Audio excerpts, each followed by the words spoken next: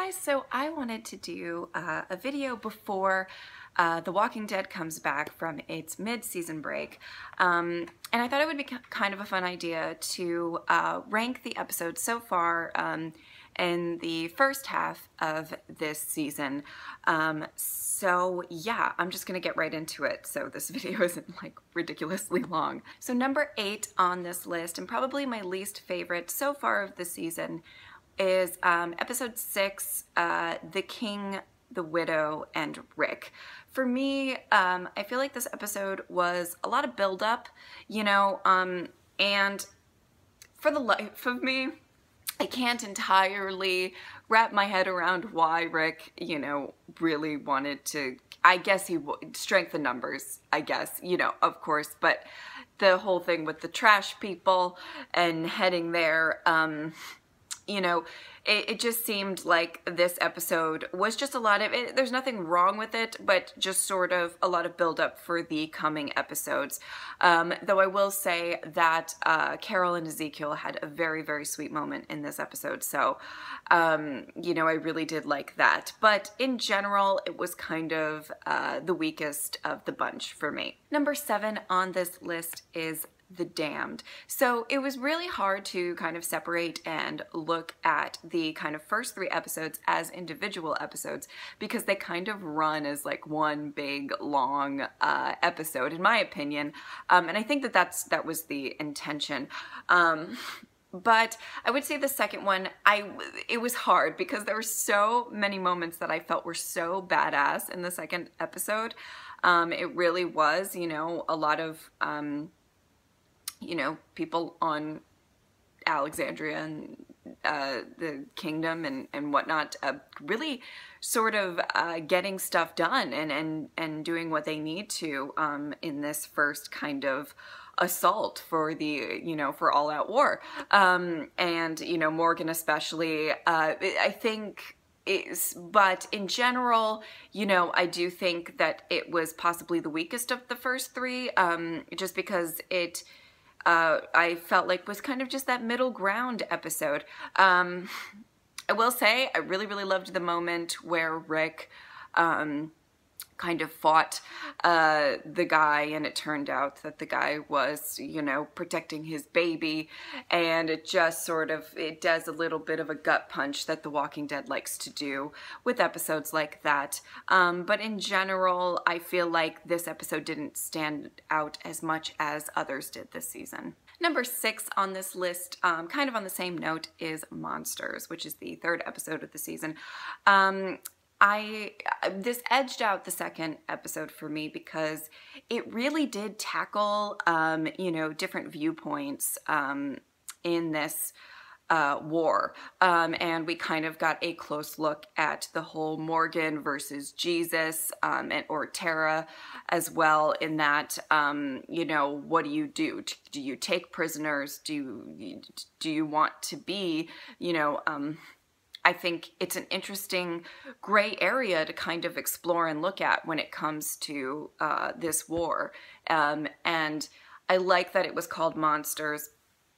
I don't entirely know how I feel about the whole Morales thing, but I do like that they did try to put a spotlight on the fact of like, we're all monsters. And I don't know, you know, I mean, that's up to interpretation as well. Is, you know, Rick and company just as bad as Negan or whatever? I like that they kind of explored that a lot. And the other thing that kind of tipped this episode over the second episode is the fact that there was that really beautiful kind of scene between Aaron and Eric, and just to kind of really showcase that, you know, we are still going to lose people, and some people that are really, really good-hearted and maybe haven't turned into monsters. I do like that the show, on various occasions, we've lost some people before they were corrupted, and I feel like that was kind of similar with Eric, and I think that was really kind of, I don't know, like, I like that they sort of put that moment into this episode where they are so focusing on, you know, who has become a monster what is that line, you know? Number 5 on this list is The Big Scary You. I remember when I saw a promo for this episode, I was like really excited because it really looked like an insight into the Saviors and when things aren't really going well for the Saviors. We've had some episodes that really focused on, you know, the sanctuary and the Saviors camp and all of that, but we really haven't had a ton where, you know, shit kind of hits the fan and how do they actually deal with it. I love the dynamic kind of in that boardroom or whatever you want to call it, with Eugene, with Dwight, with Simon, you know, and I just think that it's really interesting to see the dynamic without Negan there. You know what I mean? I didn't know how much I was gonna like it, but I did like the sort of relationship that Father Gabriel and Negan had in the episode. I didn't feel a ton of sympathy for Negan that I think maybe I was supposed to when he was kind of talking about, you know, his story and stuff. I'm definitely on the Team Rick side and the Team Kill Negan side, but I think that I did think that it was really interesting to see the insight into Negan. I loved that they put such an emphasis on the fact that, you know, he doesn't want to just kill his people. He knows his power comes with the fact that he saves his people, and if he turns on them, then he has very little left. And I love that he just got so angry when he's like, people are a resource and stuff like that. I loved the insight into the inner workings of the sanctuary, of Negan, and yeah, it was a great episode. Number 4 on this list is Mercy, and it is the premiere of the season and the 100th episode. The thing that I really liked about this is they did so many little Easter eggs to past episodes of the show that if you're a big fan of the show, I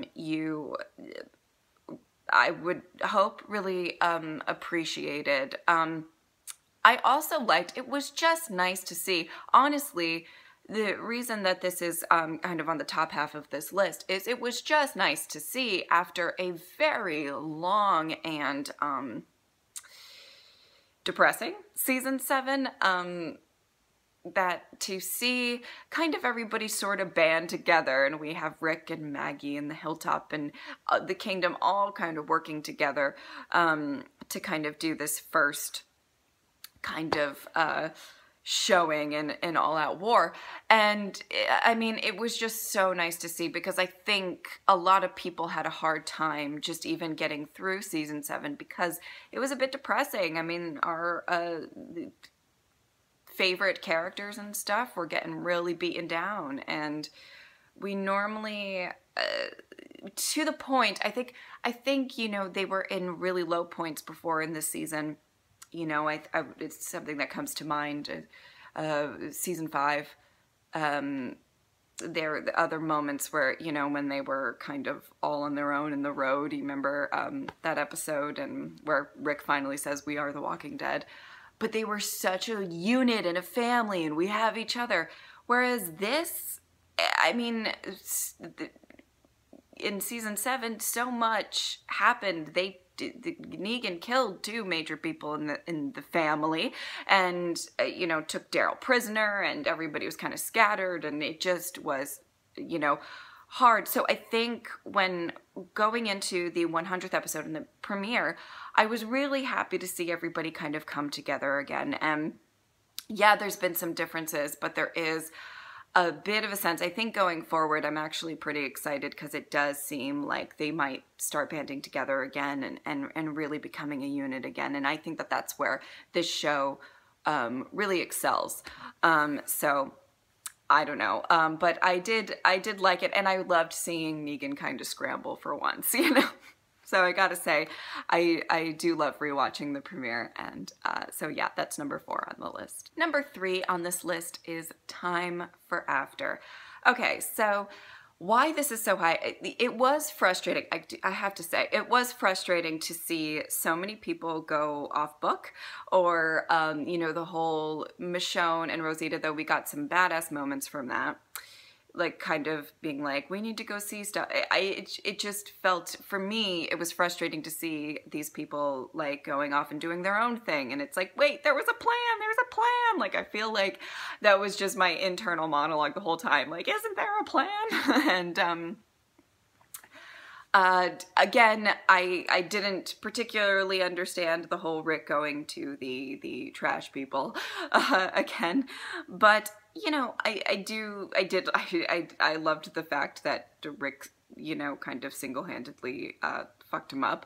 And I will say, as much as I'm not the biggest fan of the trash people, they are like really quirky and weird and funny, and or she just kept talking about sculpting Rick. I couldn't take it. But the main reason why this is so high on my list is Eugene. Eugene. I love Eugene's story, and I know that some people don't care. They just want to see him die. I live for it. It's kind of the stuff that I really love about The Walking Dead, where they kind of, I like that they're actually kind of really putting a spotlight on the fact that Eugene reverted kind of back to a coward. You know, I think Abraham instilled so much, you know, confidence and bravery, but then Abraham, that has to do something to Eugene, you know what I mean? The man that really kind of inspired him to be brave. But I loved that this episode put such a very strong spotlight of we're literally watching Eugene trying to convince himself that they're traveling companions. Every time he says traveling companions, you can tell it's just his way of trying to convince himself. He comes across Sasha's coffin. You know, he feels something. He has to drink, you know, every night. He's feeling something. And that moment where Josh McDermott, amazing, like kind of really goes and yells at Father Gabriel. You can see this internal frustration that Eugene is having, you know. I think this sounds a little bit corny, and I don't mean it to, but, you know, his mind is trying to convince him of something, which is how he's always been, very logical, but his heart is kind of saying something else. His heart knows that he cares about these people, and it's this weird struggle. And, you know, I really do love watching kind of his journey of seeing it. You know, at the end of the day, is Eugene going to step up for the group? Is he not? And I loved that it seemed like Eugene was like yelling at me, because I kept being like, in that moment where he was yelling at Gabriel, like I kept being like, no, Eugene, you're gonna save everybody. It's fine. You're gonna be great and whatever. I'm rooting for you. And where he was like, I will not, this is who I am, and this is whatever, you know, and I felt like he was yelling at me. I thought it was really great, and I really liked that episode a lot. Number 2 on this list is How It's Gotta Be and the mid-season finale. I know that there's so much anger and confusion and all of that stuff surrounding kind of the final bit of the mid-season finale, but I'm going to talk about the rest of the episode and then I'll get into that. This episode managed to do what the season 6 finale did for me, where I felt sick to my stomach the whole time, and the fact that the show can do that to me over and over again, where I'm just like, I felt when they stopped Maggie in the road, that was when I really felt it. I was like, oh, no, I feel sick. And I was just so worried for literally everybody, especially Jerry and stuff.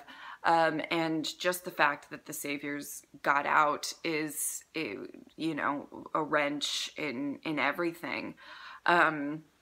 This is a war. This is not, you know, it's not just going to be super easy, especially when some people make not so great decisions. But the vibe of the episode made me feel really sick. And that's really weird that I say that I like that.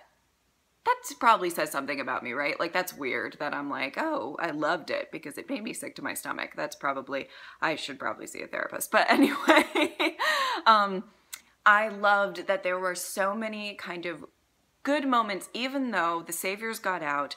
There were moments that made me sick to my stomach. They lost Alexandria. I mean, like, there's so many huge things that were losses. There were some triumphant moments. I felt Ezekiel had a great moment where he just got his people out of there and saved them. I loved the moment. It's just that kind of, for me, a very crowd cheering moment. In the moment where Dwight turns his gun on his own people and starts shooting, I'm like, oh shit! Like, it was great.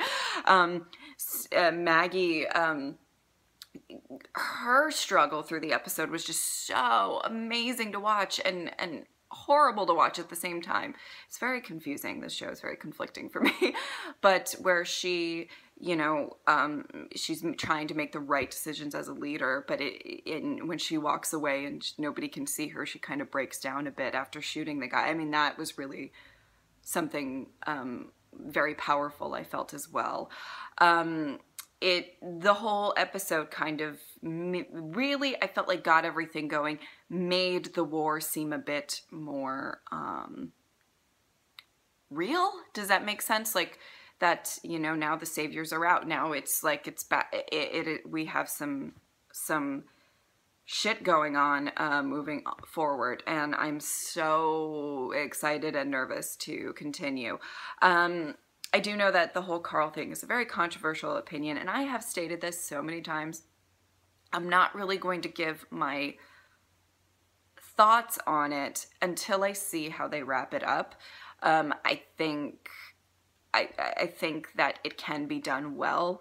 So yeah, once I see the mid-season premiere, and probably cry my eyes out, if I'm guessing. I'm just an emotional person, so, you know, anyway. But I think I will have a little bit more insight to that. But, I mean, it was so funny just watching that. I was shocked. I was absolutely shocked. I couldn't believe it. And to know how I feel about it, I will see how, but I mean, just the gut reaction, shocked, absolutely shocked. I didn't know, literally, if you watch the worst post-video chat that I've ever done in my life was to this episode, because it's literally me just being like, and like crying, like what? And crying and what? Like, I said nothing that had to do anything with the episode. Anyway, all right. So yeah, I really did like the mid-season finale, even though it's a very controversial decision at the end. But the rest of the episode, I really, really enjoyed, even though it made me sick to my stomach. I don't know, I'm weird. Number 1 on the list, and the best episode of the season so far for me, is Some Guy, episode 4. What I love about The Walking Dead, and why I think it's just, you know, it's my favorite show, are certain episodes can really, I just think, hit the nail on the head. This was one of them. And I love when they take a character, and they've developed the character and whatnot, but now they do a spotlight on the character. And this one was just really great to see. You know, we start the episode off with him putting on his costume and acting, and every single, you know, as we watch, you know, as the season progresses, he says, "And yet I smile," and he does these kind of, you know, motivational speeches, which are so great. And then he watches all of his people get massacred for him as well. You know, they all jumped on top of him. That shot is just so, yeah, ingrained into my brain, where, you know, in the end of the third episode, where, you know, the bullets start flying, and then you just see all these people just jump on top of Ezekiel. And what does that do to a person? And it was, when he got out of that, I mean, he saw people's body parts, like it was not just like, oh, these people got shot. Like, he saw his people in pieces, people that he's loved and swore to lead and protect. so we're watching him get beaten down and go through this whole thing. This act possibly got, you know, a lot of people killed. And you can have your own opinions on did it actually or not. But I absolutely loved that they showcased this. And he lost pretty much everyone. I mean, he had Jerry and Carol at the end, and then the nail on the head, losing Shiva.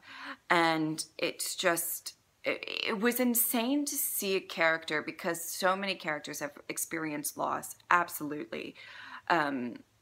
So much loss. Maggie is one, you know, she's lost so many and whatever, but it was interesting to see a character lose so much within one episode.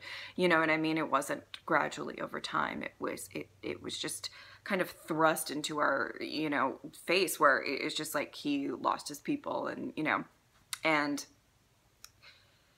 know, just even the shot of him in the beginning with the motivational speech and surrounded by his people, and then he was in the middle surrounded by his dead people. I mean, it was just such, I really loved this episode and the look into Ezekiel's character. And it was just such a heartbreaking, and just to see Jerry and his dynamic, and Jerry's just like, you know, Your Majesty, and he was like, don't call me that. And, you know, when Ezekiel kind of had this really heartbreaking moment where he was just like, I am not your king, and, you know, he's some guy. Can he amount to more? I think so. I think we're gonna get there. I think he lost a lot, but I do love, like I said, for the mid-season finale, I do love the fact that he really did kind of get his people to safety and kind of gave himself up in order to protect them. I don't know if that was the smartest decision. We'll see. You guys can let me know what you think about that. But yeah, I thought that it was just something he had to do. You know what I mean? After all of that.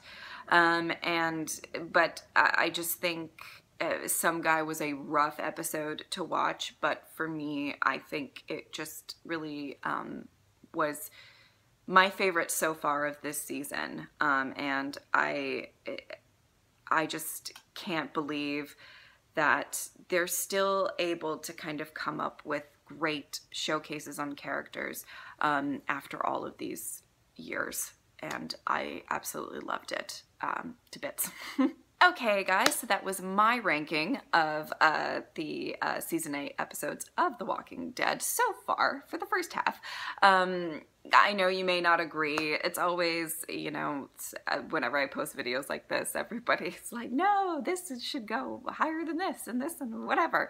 But it's just my opinion and what I enjoyed so far this season. And I just wanted to do kind of a short little video like this, short, to sort of get everybody excited for the mid-season premiere. Let me know what you guys are looking forward to for the rest of the season, and what characters you kind of want to see them focus on and stuff. I'm a little nervous about so many things. I mean, I'm obviously nervous for the mid-season premiere. I just think I'm gonna cry a lot, and it's gonna be really emotional, but I hope that you guys are excited, and I hope that you guys join me in watching the mid-season premiere. Thank you guys so much for watching. I will see you next time. Bye!